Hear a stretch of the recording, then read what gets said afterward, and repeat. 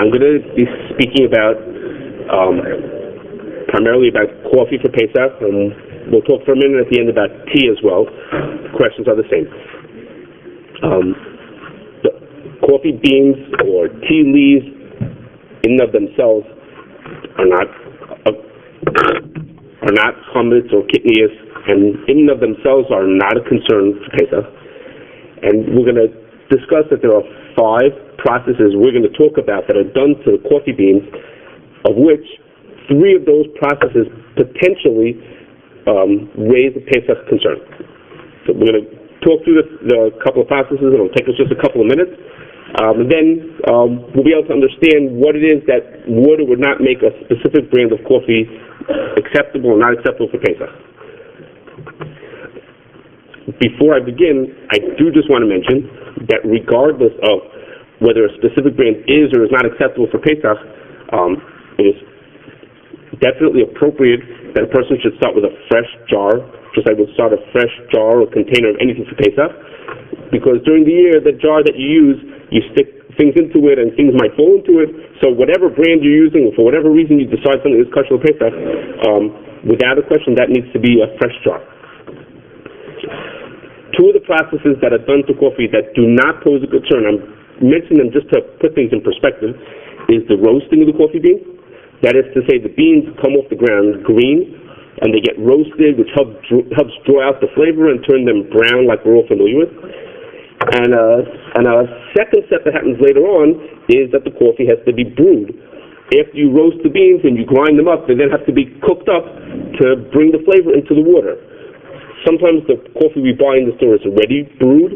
That is what we call an instant coffee. I mean, it's been brewed in the factory, and then they turned it back into a powder. Excuse me. Or other people buy freshly ground coffee, which is, it's been roasted, but they didn't brew it, and then you brew it at home to get a fresher cup of coffee. Okay, those are 2 processes that, when they're done in a company, are done on equipment that's basically just for those things, and we don't have a concern. There's nothing added to them. We don't have a concern that those are concern of those for Pesach. But there are 3 other processes that we're going to talk about that potentially do raise a concern. They are decaffeinating the coffee, drying the coffee, and flavoring the coffee. Decaffeination is the first one. Even before they're roasted, if a company would like to make decaffeinated coffee, that's the first thing that's done to the beans, even before they get roasted. The beans are still green, and what they do is they use some different kind of water or some different chemicals to get the caffeine out of the beans.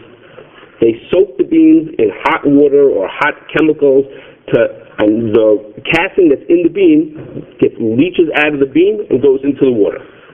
And there's a number of different chemicals that could be used, of which one of them, which is called ethyl acetate, is potentially chametz. So here you're cooking the bean in this hot liquid, which might be chametz, that potentially makes my decaffeinated coffee bean, chametz. Even if they don't use ethyl acetate directly on the bean, sometimes they use just water, and you say, oh, water, what could be wrong with putting water, just some hot water onto my beans? That'll get the caffeine out. But in the back of the factory, they're purifying that water with other things that might be chametz. So if the coffee is decaffeinated, you have to know what's going on in the company. What are they doing in the company? What ingredients do they use to decaffeinate it, to know whether they made my beans chametz just by drawing out the caffeine.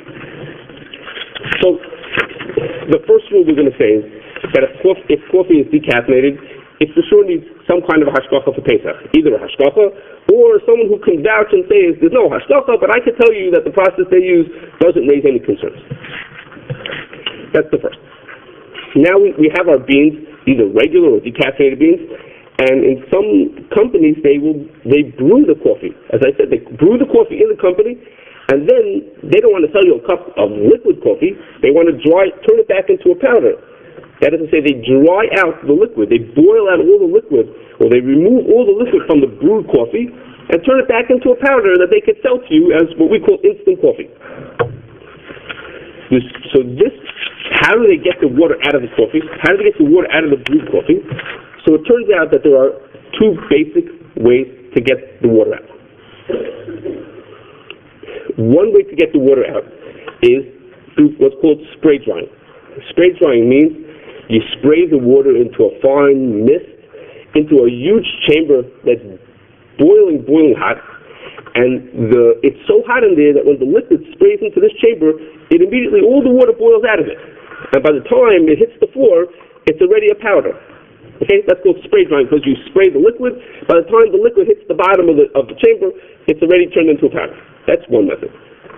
That method is cheap, and it's easy, and it's efficient, and it works great. You just pour the stuff in, and it just goes and goes and goes, and you can sit and spray dry all day long.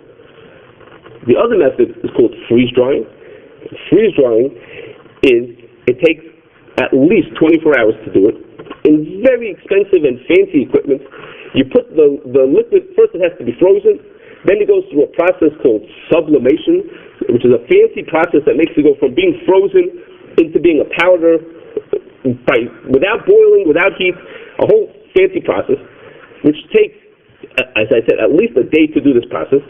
And that makes coffee that's freeze-dried coffee. You've probably heard the term freeze-dried coffee.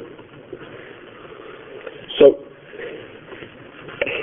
the question is like this: why in the world would somebody go through the headache of making coffee freeze-dried that takes them all day long, and it's so much more expensive if they could just spray-dry it, which works easy and cheap, and it just works. And as you could probably guess, the differences in the quality.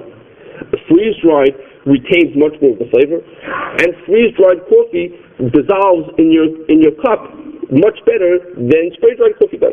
So the company, it's worth it to go through all that effort to make it freeze-dried instead of making it spray-dried. What does it have to do with us? What am I telling you all these gory details about how to make dry coffee? The answer is that some companies, when they spray-dry the coffee, before they spritz the water into the machine, they add in maltodextrin. They add in something that's probably kitnius and might even potentially be chametz. It's very unlikely, but it might even be chametz.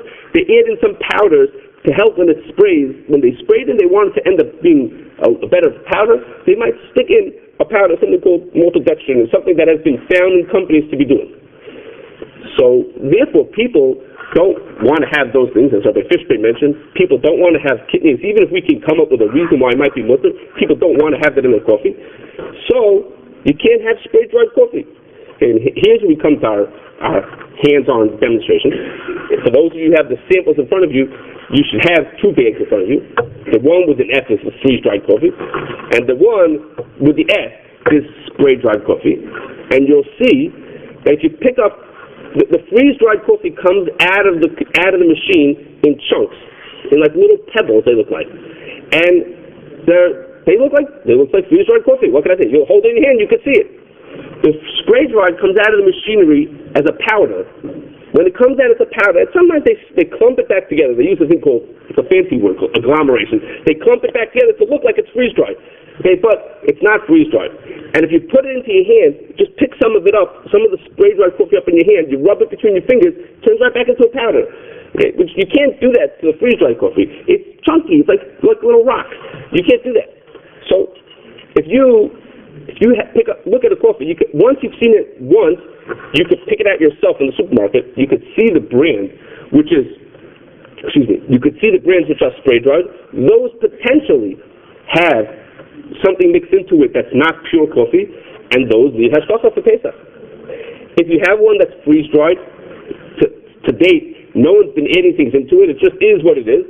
So the freeze-dried coffees, you can be more confident that they have nothing mixed into it. And in fact, in many times, when you're told, this brand is okay and this brand is not okay, what you're being told is this brand is freeze-dried and this brand is spray-dried. So far we've gotten is that if it's not decaffeinated, then we're on safer ground. So now we say, okay, it's not decaffeinated, but is it freshly ground? It's for sure okay. That's it. No one's drying that out. It's just ground up coffee beans. And if it's instant, then we have to think about, is this thing spray-dried or is it freeze-dried? And at this point, I believe you could tell yourself which one it is. Last, is that people, even though coffee and tea are great things, people became more sophisticated or decided they wanted even beyond just plain coffee. And an industry built up to make flavored coffees. Okay, and flavored coffees goes by in all different types. There's cinnamon and vanilla and all kinds of interesting things. I found one in looking through this. I don't know what this is, but it's called Vienna strudel coffee. Okay, I don't know what that means, but obviously somebody thinks that's good. So they're flavoring.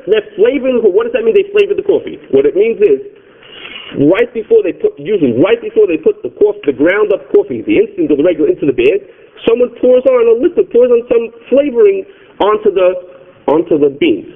Okay, the flavoring, if it's cinnamon flavored, the flavor probably never saw cinnamon in its life. Okay, it has nothing to do with cinnamon. It's a concoction of some chemicals. And I just for curiosity looked on our database at companies that we certify that make these flavors, and one of them made a vanilla flavor. Was very simple. They had just 2 ingredients. One of them is not so significant, and the other one is probably not common. Another company I looked at their vanilla flavor had 12 ingredients. Then it had a sub-formula that had 26 ingredients, and then that had a sub-formula that had another 13 ingredients. Okay, of those 50 ingredients in total, I went through the 50, I was curious. I looked through these 50 ingredients. Of those, we found 9 ingredients that contribute taste to the item. 9 ingredients that contribute taste that are potentially common. One comes from wheat, one usually comes from whiskey, and other ones that come from alcohol. So what would I know? I pick up my French vanilla coffee. It looks just, what could be wrong with French vanilla? It must be some ground up vanilla beans. I'm sure I mixed in there. There was no vanilla beans there. But this concoction of chemicals, sometimes it could be very simple, or sometimes it could be much more fancy and sophisticated than the chumsik. So, as a rule, we all know, we should know already, that things that are flavored need hashgacha, koshkin that they need hashgacha for Pesach. So, we have our 3 things that we're looking out for. If the coffee is decaffeinated, then we know that it needs hashgacha. If it's not decaffeinated, but it's instant, then we say, this instant coffee, if it's freeze dried, I'm on safer ground, and if it's spray dried, then no, I should stay away from it unless I know it has hashgacha.